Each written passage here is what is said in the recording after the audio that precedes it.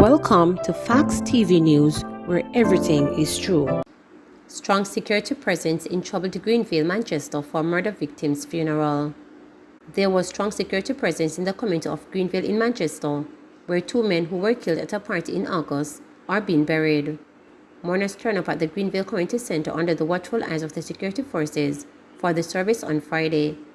A senior police source told reporters that police and soldiers were on operation, as it is possible that those responsible for the August 5th killing of 35-year-old Adrian Nation, otherwise called Blue, and his uncle 68-year-old Leslie Levy, otherwise called Lloyd or Rastaman, or in the community where the funeral service for the men is being held. Councillor Mark Arthur Collins, People's National Party New Green Division, who is among those attending the funeral, said he is hopeful that peace will be restored in the troubled community. It is rough and sad. Greenville is mostly a quiet place as many people here are family, so it is shocking. I can't come to the terms with it up to now. The two men born and grew up here, we just have to rise above it, Collins said. He added that over the years, efforts have been made to restore peace and calm in the now crime-stricken community. It kinda come back. These are mostly youth in the eras now, and everybody's family, so I don't know how this can happen. He said, it is sad, but we have to just build the vibes and work with the people and see if we can forget all these things. Police placed restrictions on entertainment events and a curfew in the community following the August 5th double murder in an effort to avert reprisals. Two people were also shot and injured in the incident. Police theorized that Nation was the target of the gun attack. Grieving residents, some of whom displayed their anger at the funeral, warned of reprisals. Nation and Levy will be interim at the Oakland Memorial Gardens in Dunsinane. In recent weeks, political, religious, and security leaders have invested in revamping social intervention programs in Greenville. Education Minister bemoans tragic death of Kingston Technical student. Education Minister Favor Williams this morning called the stabbing death of Kingston Technical High School student Mission Campbell a tragedy on so many levels.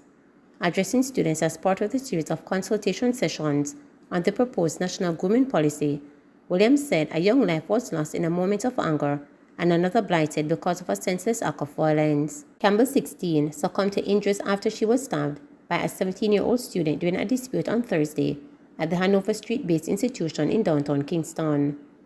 We must learn to resolve our issues without resorting to violence, said Williams during her opening remarks at the Douglas Orain Auditorium at Morris Boys School in St. Andrew. She said that the Education Ministry has partnered with the Ministry of Justice to bring to schools restorative justice practices to help students navigate a conflict-laden society. Not that we are ever going to do away with conflicts. What we want to learn is how to manage our conflicts, how we de-escalate conflicts, how we get out of conflicts, how we not become a part of conflicts to a point where you have violence and death, said Williams. Flooding forces classes at Unity Primary in Trelawney to go online. Face-to-face classes at Unity Primary School in Trelawney were abandoned due to widespread flooding in the community of Unity in Buckner Hill. The area has been experiencing increased rainfall since yesterday. The school's principal, Marilyn Saman, says that the flooding classes had to be moved online, noting that the school has a population of 180 students. The teachers are all online. The problem we face is getting to those who do not have internet access. The chairman, Dale Walker, is trying to see how he can get some work to those children who are not online, the principal informed. According to Walker, he has been monitoring the height of the water, especially in the area where the school is located. I checked the height of the water at 7 a.m. and it was up to my knee. Hopefully it will recede over the weekend so that school can resume on Monday, Walker expressed. Nursing student freed of gun and ammunition charges. 32-year-old nursing student Sidoni Ford was on Thursday found not guilty of gun and ammunition charges at the end of the trial in the Supreme Court. Ford, a Spanish Town St. Catherine address, was arrested during a vehicle checkpoint on September 2021. The prosecution led with evidence that on September 22, 2021, the police acting on information intercepted a minibus in the vicinity of AML service station in Spanish Town, in which Ford and others were passengers. Police officers gave evidence that a garbage bag was found in Ford's possession. Evidence presented in the court suggested that Ford was unaware of the content of the bag. When questioned about the bag's content, Ford said that she had been asked by her brother to collect some clothes from his girlfriend's home, with whom he had recently separated. The bag was searched and a .38 revolver with several rounds of ammunition was found wrapped in a sweater along with other male clothing. One of the police testified that Ford was unable to give any information concerning the whereabouts of her brother. However, under cross-examination, one of Ford's attorney, Peter Champagne QC, challenged the policeman's account. The policeman admitted that Ford had given information about the aunt of her brother and that the aunt did in fact turn up at the police station where she gave a statement concerning the whereabouts of the brother. Peter also suggested to the officer that Ford, neither in anything said nor action, brought any suspicion on herself that she was aware that a firearm was in the bag. Ford's neighbor, a vice principal, also testified as a character witness.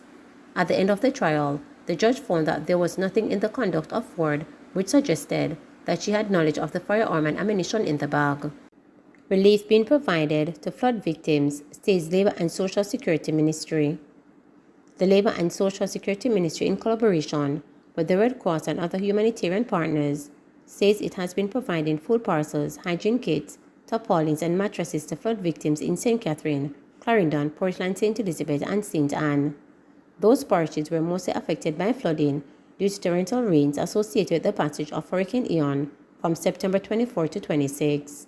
The ministry's Disaster, Rehabilitation and Welfare Management Unit has confirmed that homes in at least 5 major communities in St. Catherine and 8 in Clarendon have been severely impacted and have suffered varying degrees of loss to property and household items.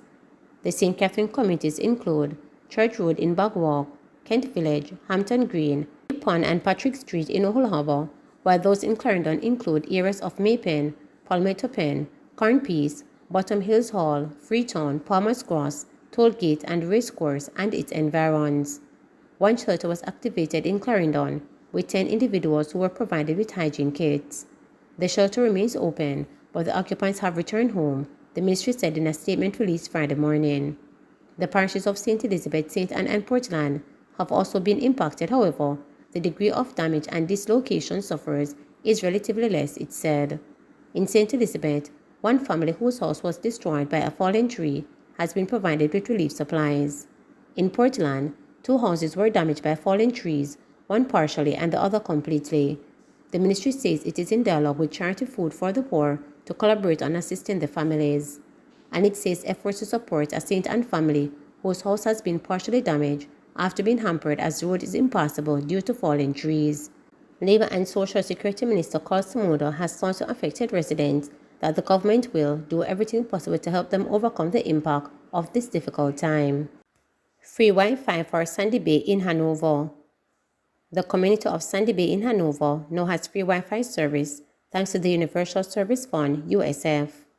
It has been provided as part of the UNICEF's Community Wi-Fi program, which aims to increase access to the internet across Jamaica's 63 constituencies.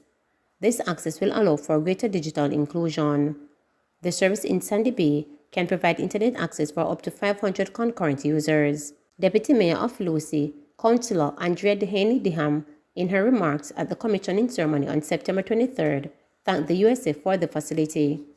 I know that at a time when internet access is very important, the USF has found it fitted to ensure that the Sandy Bay community has Wi-Fi, and so I want to say thank you to the USF. I know that USF mandate is to ensure that our people, especially the most vulnerable, are connected to the world, she added. For his part, Member of Parliament for Hanover Eastern Dave Brown underscored the importance of internet connectivity in the modern world. Access to the internet is important because everything is organized around the internet: commerce, education, social interaction, and even church, he said. Free Wi-Fi gives everyone access to a world of possibilities. Therefore, I want to thank the USF for having the initiative in Hanover Eastern that can improve the lives of our citizens, Brown said. Meanwhile, Director of Projects at the USF, Quan Wilson, said the government remains committed to providing access to information to all citizens. He noted that the USF has also ensured that government agencies in the parish, such as the parish library, police stations, schools, and other entities, have internet connectivity. Vice Principal of the Sandy Bay Primary School, Peronet Hall Riley, said that the students and staff at the school are elated that the Wi-Fi service has been provided. Wi-Fi connectivity is a challenge here, and there are times that the children are supposed to use their devices and they are unable to do so because they don't have any connectivity. So we are very proud to be part of this initiative that the government has put in place so that students and teachers will have Wi-Fi connectivity to enable them to get the task done, Hall Riley stated. Please remember to subscribe, like, share, and click the notification